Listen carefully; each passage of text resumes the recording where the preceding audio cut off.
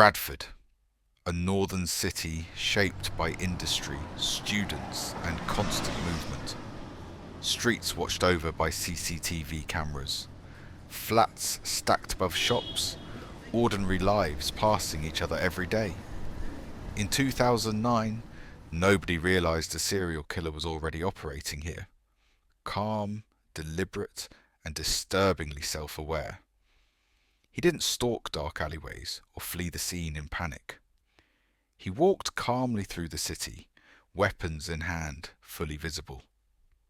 When police finally arrested him, he didn't deny what he'd done. He didn't ask for a solicitor. He didn't attempt to explain himself away. Instead, he smiled and said, "I'm the Crossbow Cannibal." This is the full factual story of Stephen Griffiths. How a troubled child became a criminology student. How academic obsession turned into murder, and how modern surveillance finally exposed one of Britain's most unsettling killers.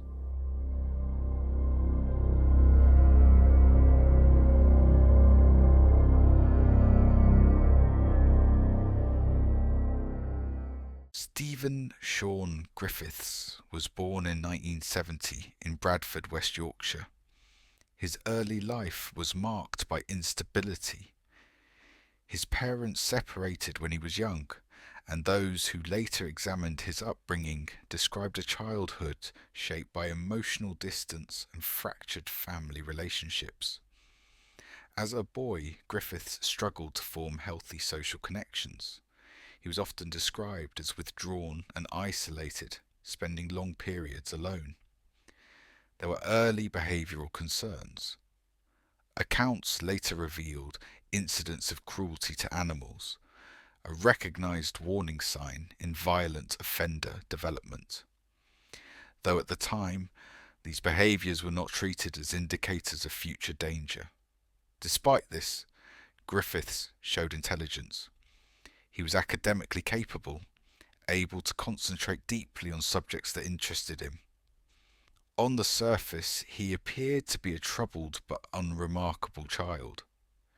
What went unnoticed was how early his emotional detachment began to harden into something darker.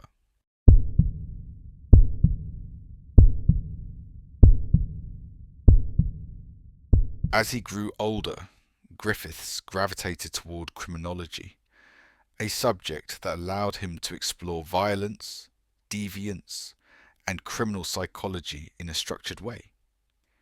He eventually enrolled at the University of Bradford, progressing to postgraduate study. But his interest went beyond academic curiosity. Griffiths became fixated on serial killers. He consumed books, documentaries, and case studies, not simply to understand them, but to analyse them in detail. He studied patterns, methods, motives. More troublingly, he began to identify with them. Later evidence would show that he kept notebooks filled with analyses of infamous murderers, comparing their crimes, categorising their behaviours, and measuring their actions against one another. This was not detached scholarship. It was personal. Serial killers were not, in his mind, criminals to be condemned. They were subjects to be examined, admired, and ultimately emulated. By his late 30s, Griffiths lived alone in sheltered accommodation in Bradford. To neighbours and acquaintances, he appeared polite and quiet. He kept to himself. He caused no obvious disturbances. But behind closed doors, his life was unravelling. He struggled with substance abuse, particularly drugs and alcohol. His mental health deteriorated, and he became increasingly withdrawn from society. He was known to support services. He was not invisible, yet he was never identified as a serious risk. No system connected his academic fixation, deteriorating mental health, and growing isolation into a coherent threat. As his inner world narrowed, His fantasies became more violent, and eventually he decided to act on them.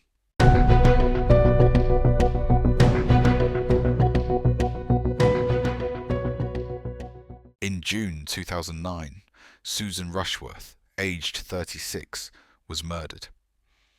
Susan was a sex worker operating in Bradford, a group often vulnerable to violence and frequently overlooked. Griffiths lured her back to his flat. What happened inside was controlled and deliberate. Susan was attacked and killed, marking Griffiths' first confirmed murder. Afterwards, he dismembered her body. Parts were disposed of in the River Aire, a method chosen to delay discovery and reduce the chance of identification. At the time, her death was not immediately linked to Stephen Griffiths. There was no suspect, no arrest. For Griffiths, this was a defining moment. He had crossed a line, and he had not been caught. The absence of consequences reinforced a dangerous belief that he could kill and remain unseen.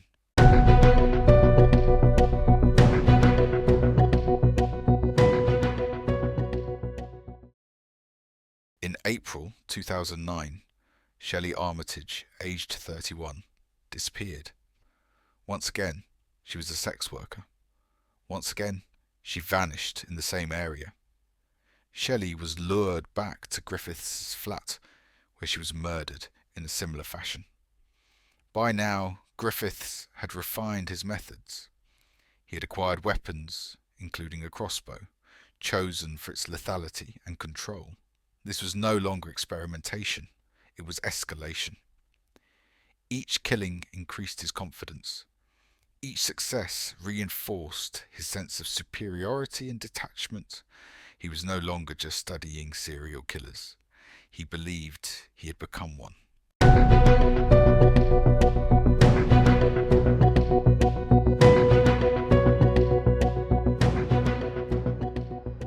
On 24th of April 2009, Tracy Singleton, aged 37, entered Griffiths' building. This time, everything changed. Tracy was killed using a crossbow bolt, followed by a knife. The violence was swift and decisive.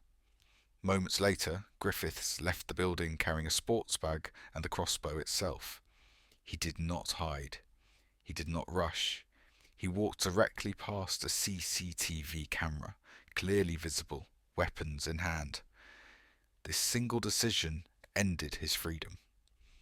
What Griffiths failed to consider was how completely modern surveillance had reshaped policing. For the first time, the killer had been captured in unmistakable detail. When police reviewed the CCTV footage, they were stunned. The man was calm, unhurried, almost casual. There was no attempt at disguise. Within hours, officers identified and traced him to his address. When they arrested Stephen Griffiths, he offered no resistance. He did not deny his actions. Instead, he calmly told officers, "I'm the Crossbow cannibal." The confession was immediate. There were no excuses, no minimization, no attempt to shift blame. For detectives, it was one of the most chilling arrests of their careers. I'm the Crossbow cannibal. Inside Griffiths' flat, police found overwhelming evidence. Blood stains, weapons, tools used for dismemberment. They also found notebooks, pages filled with analytical writing about serial killers, including himself. He had documented his thoughts with clinical detachment, treating murder as an intellectual exercise rather than a moral act. There was no panic in his writing, no guilt, only fascination. It became clear that Griffiths had not lost control. He believed he was in control the entire time. In December 2010, Stephen Griffiths stood trial. He pleaded guilty to the murders of Susan Rushworth, Shelley Armitage, Tracy Singleton. Psychiatric assessments described him as suffering from severe personality disorders, but fully aware of his actions. The court rejected any suggestion that he lacked responsibility. The judge described his crimes as showing exceptional depravity, highlighting his calculated behaviour and complete lack of remorse. Griffiths was sentenced to a whole life order. He will never be released.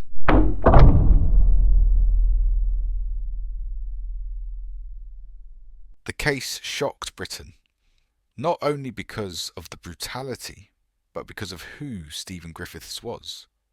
A criminology student, a man who studied serial killers, and became one. His case forced uncomfortable questions. Were warning signs missed? Could intervention have changed the outcome? How many offenders hide in plain sight?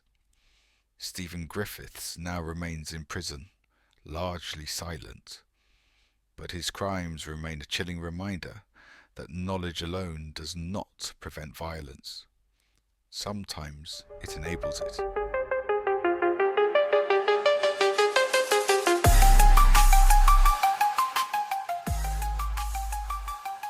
If you enjoyed this video, please consider giving it a like. It really helps the channel and tells YouTube to share it with more people.